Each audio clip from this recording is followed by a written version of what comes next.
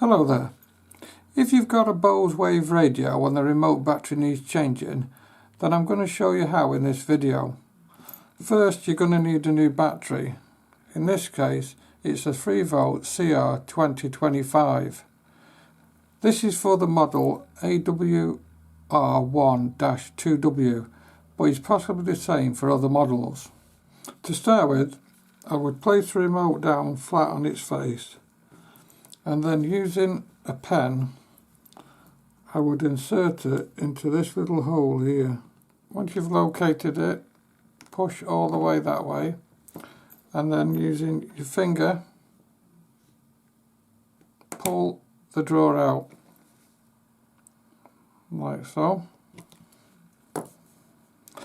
Then take your battery, and if you look you'll see that on the top of the tray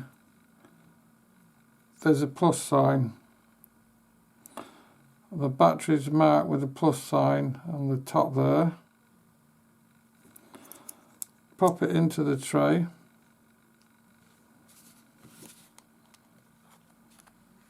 and then return it to its original position, and that's it, you're all done. Hope that's been of some help to you. Many thanks for watching, and hope to catch you in the next one.